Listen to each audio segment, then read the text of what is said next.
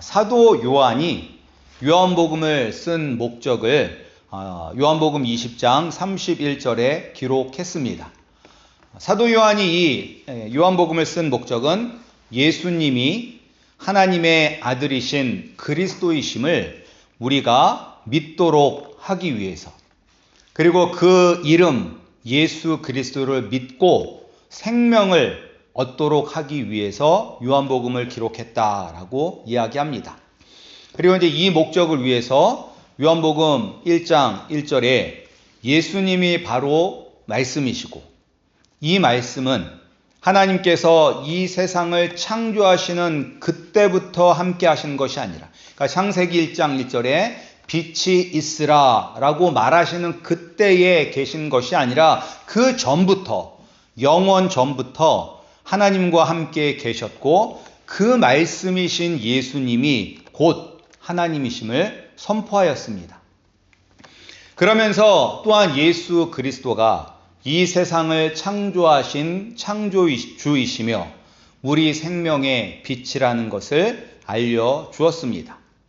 이 생명의 빛이 죄로 인해 어둠 속에 있는 세상에 비추었지만 어두움은 빛을 깨닫지 못하였습니다. 그러나 어두움이 빛을 이길 수 없다는 것을 우리에게 알려주고 있습니다. 이 빛을 증언하기 위해서 하나님께서 직접 보낸 사람이 있습니다. 그 사람이 바로 세례 요한입니다. 그래서 이름이 같기 때문에 구별하기 위해서 한 사람은 세례 요한, 한 사람은 사도 요한으로 부르는 것입니다. 세례 요한이 이 땅에 태어난 이유는 빛 되신 예수 그리스도를 증언하기 위한 증인으로 하나님께서 보낸 것입니다. 스스로 이 땅에 온 것이 아니라 하나님께서 목적을 가지고 그를 이 땅에 보내신 것입니다. 말씀 되신 하나님, 창조주 되시는 하나님, 빛 되시고 우리의 생명이 되시는 예수 그리스도가 이 땅에 오셨다는 것을 모든 사람에게 알리기 위해서 이 땅에 태어났습니다. 마치 왕이 행차를 할 때 왕보다 앞서서 왕이 행차합니다. 머리를 숙이십시오 라고 이야기하는 것처럼 모든 사람에게 예수님께서 이 땅에 오셨다는 것을 알리고 그 길을 예비하는 사람으로 세례 요한은 이 땅에 온 것입니다. 그런데 여러분들 아시는지 모르겠지만 세례 요한과 예수님은 서로 친척입니다. 그리고 세례 요한이 예수님보다 6개월 정도 빨리 태어났습니다. 이것이 누가복음 1장에 나와 있습니다. 세례 요한은 그리고 하나님께 크게 쓰임받은 위대한 사람입니다. 그래서 예수님께서도 말씀하셨습니다. 여자가 낳은 자 중에 요한보다 큰 자가 없도다. 그가 회개의 세례를 전파할 때 많은 사람들, 세리들, 군인들, 백성들이 나와서 회개의 세례를 받을 정도로 큰 일을 한 사람입니다. 세례 요한이 이처럼 하나님의 나라를 위하여 큰 일을 하였지만 그는 빛이 아니었습니다.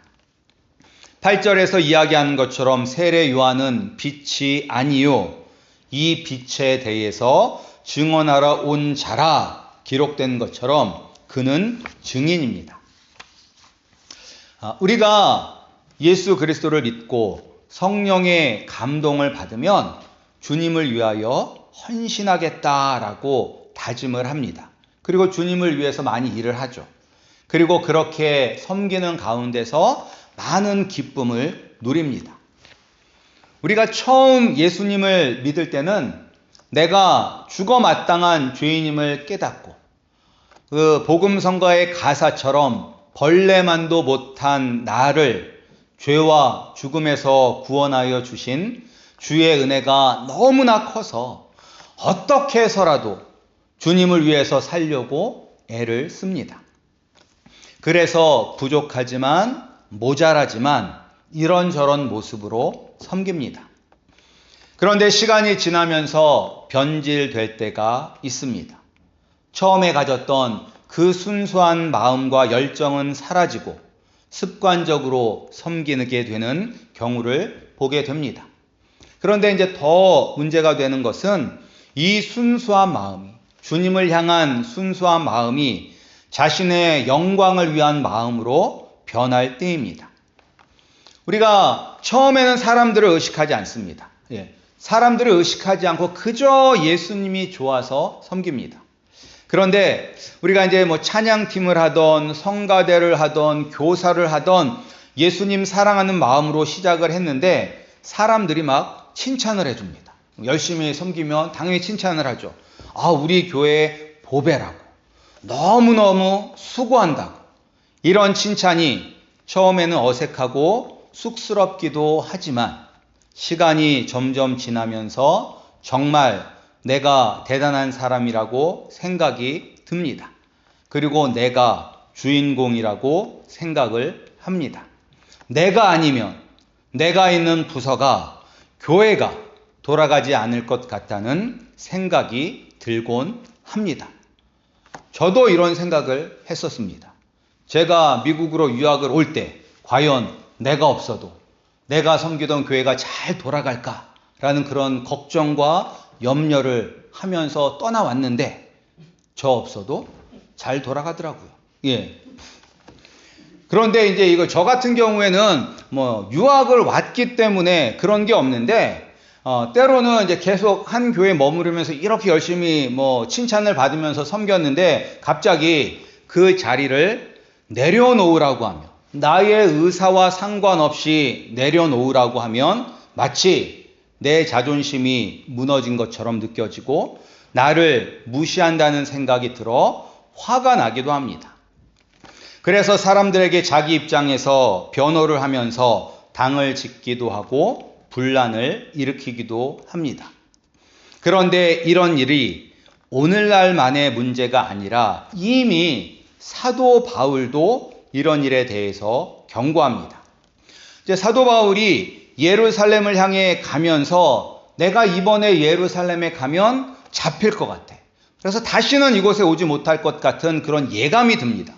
그래서 예루살렘으로 가는 도중에 자신이 3년 동안 사역을 했던 에베소 교회의 장로들을 불러 마지막 작별의 말을 합니다.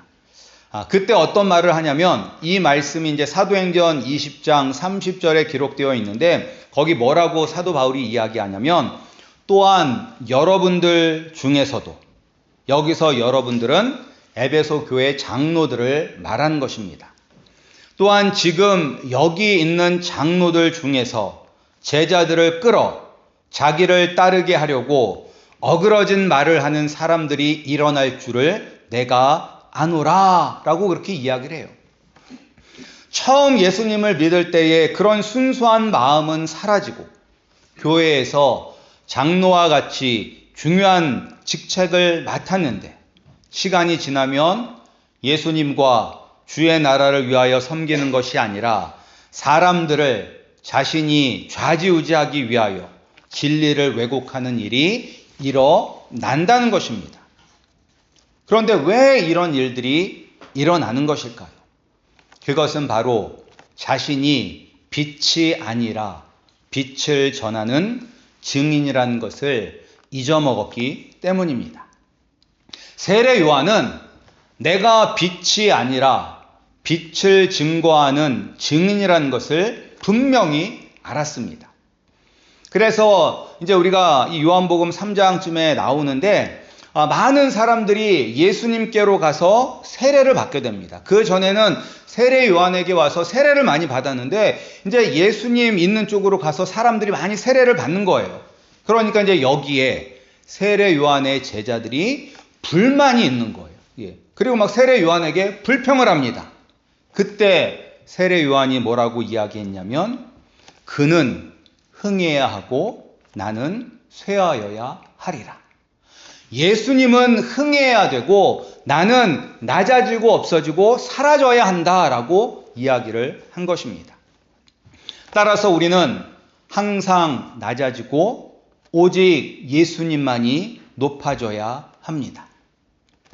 우리가 우리 자신을 낮추고 예수님을 높이면 하나님 아버지께서 우리를 높여 주실 것입니다. 우리가 우리 스스로를 높이고자 애쓰는 것이 아니라 오직 빛 되신 예수님만 높이시는 우리 성도님들이 되시기를 주님의 이름으로 축복합니다. 세례 요한이 빛 되신 예수님을 증거하는데 문제는 예수님이 직접 창조하신 인간들이 참빛 되신 예수님을 알지 못한다는 것입니다. 근데 여기서 더 가슴 아픈 일이 있어요. 더 가슴 아픈. 11절에 뭐라고 나와 있습니까? 우리 11절 말씀 함께 읽겠습니다. 우리 11절 말씀 함께 읽겠습니다. 11절 말씀 시작. 자기 땅에 오매 자기 백성이 영접하지 아니하였으나. 예수님이 지금 누구 땅에 오셨어요? 자기 땅에 오셨어요. 그리고 어떤 백성들에게 오셨어요? 남의 백성들에게 갔어요? 아니죠. 맞습니다. 자기 백성들에게 오셨습니다. 따라서 자기 땅에 오신 창조주이시자 영원한 말씀이시며 참 빛이신 예수님이 오셨다면 버섯발로 뛰쳐나가서 영접을 해야 되는데 영접하지 않았습니다. 오히려 십자가에 못 박아 죽였습니다. 다른 사람들은 몰라도 유대인들은 이러면 안 되죠. 다른 사람들은 몰라도 유대인들은 이러면 안 되는 거예요. 하나님께서 이스라엘을 어떻게 인도하시고 보호하셨습니까? 하나님은 이스라엘의 조상 아브라함을 택하여 모든 사람들에게 복을 주는 자로 세워주셨습니다. 그리고 이집트에서 10가지 재앙, 홍해바다를 마른 땅으로 만드셔서 노예였던 그들을 구원하여 주셨습니다. 그리고 40년 동안 광야에서 생활할 때에도 발이 부르트지 아니하고 옷이 헤어지지 않도록 보호하여 주셨습니다. 약속의 땅, 젖과 꿀이 흐르는 가나안 땅을 주셨습니다. 다윗과 솔로몬을 통하여 통일 왕국을 이루게 하셨습니다. 비록 그들이 범죄함으로 나라가 둘로 나뉘고 멸망당했어도 하나님께서는 계속해서 선지자들을 통해서 다윗의 후손으로 메시아 그리스도를 보내주셔서 구원해 주시겠다라고 말씀하셨습니다. 예수님 당시 유대인들에게는 메시아 대망 사상이 있었습니다. 그러니까 이 메시아 대망 사상은 무엇이냐면 메시아 그리스도가 오셔서 자신들의 불행을 끝내주고 유대인들이 세상을 다스릴 날이 곧 올 것이라고 기대하고 희망하면서 그 메시아를 기다렸습니다. 그리고 예수님이 이 땅에 오심으로 구약에서 메시아에 대해서 예언하였던 그 수많은 예언의 말씀대로 성취되었습니다. 이루어졌습니다. 그런데 유대인들은 메시아이신 그리스도를 거부하였습니다. 메시아 그리스도이신 예수님을 거부하면, 우리가 영접하지 않으면 우리에게는 소망이 없습니다. 우리는 여전히 빛 가운데 사는 것이 아니라 어둠 가운데 살아야 합니다. 그리고 영원한 심판을 받아 고통 속에 살아야 합니다. 그리고 우리는 여기에 어떤 변명도 할 수 없습니다. 왜냐? 이 복음은 모든 사람들에게 주어졌기 때문입니다. 오늘 7절 말씀처럼 세례 요한을 통하여 빛 되신 예수님에 대하여 증언하고 모든 사람이 자기로 말미암아 믿게 하려 하였습니다. 그리고 10절 말씀을 보면 그가 세상에 계셨으며 세상은 그로 말미암아 지은 바 되었으되 세상이 그를 알지 못하였고라고 나와 있습니다. 그러니까 복음을 들었음에도 불구하고 사람들은 스스로 복음을 거부한 것입니다. 유대인들이 자신들이 스스로 이 땅에 오신 메시아를 거절하고 거부하였던 것처럼 우리도 우리의 의지로 복음을 거부한 것입니다. 따라서 마지막 때에 하나님 앞에 서서 심판을 받을 때 어떤 형벌을 받는다 할지라도 우리는 변명할 수 없습니다. 그래서 모든 사람이 변명할 수 없는데 오늘 말씀에 보면 그럼에도 불구하고 예수 그리스도의 복음을 듣고 예수님을 믿음으로 예수님을 영접하여 하나님의 자녀가 되는 사람들이 있다는 것입니다.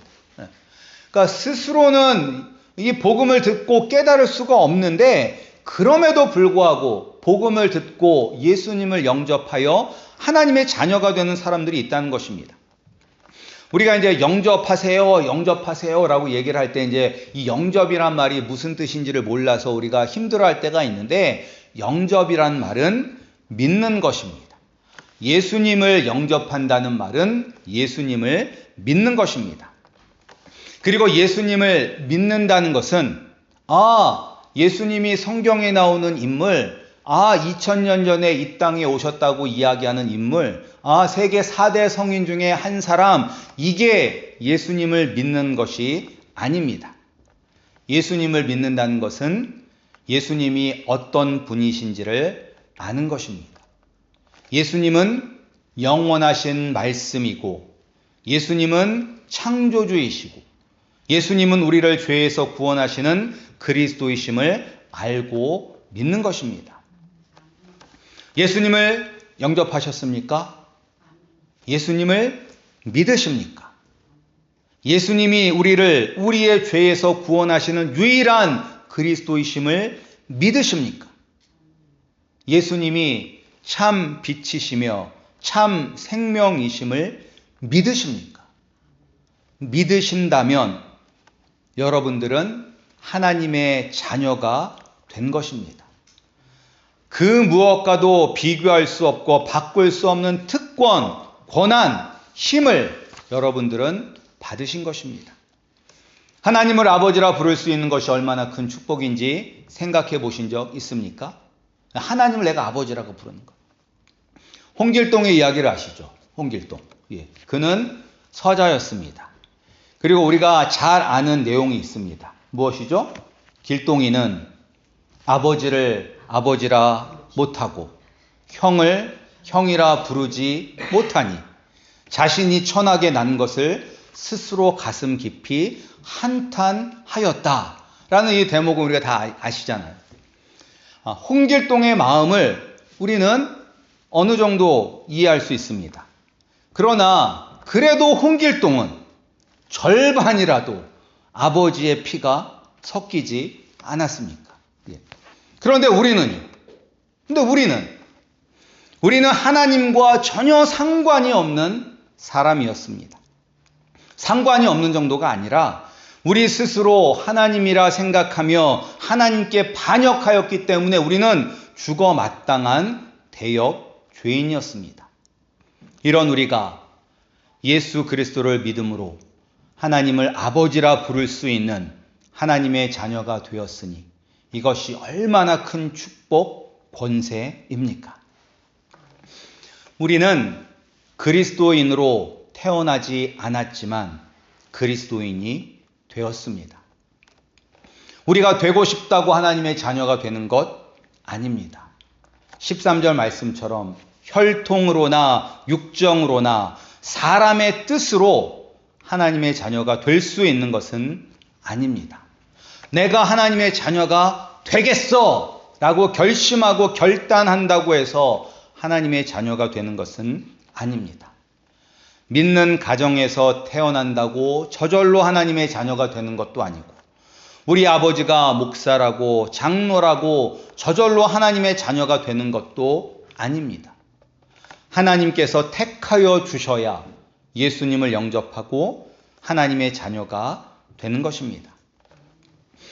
하나님의 자녀가 된 사람들은 다 하나님께서 강제로 우리의 인생에 침입하신 것입니다. 우리의 인생에 침략하신 거예요.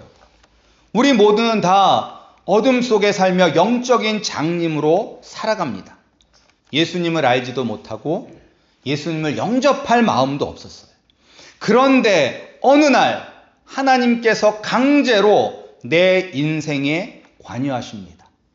영적으로 장님된 나의 눈을 하나님께서 강제로 열어주십니다. 그리고 어둠 가운데서 건져 참 빛으로 인도하여 주셨습니다. 이것이 바로 은혜입니다.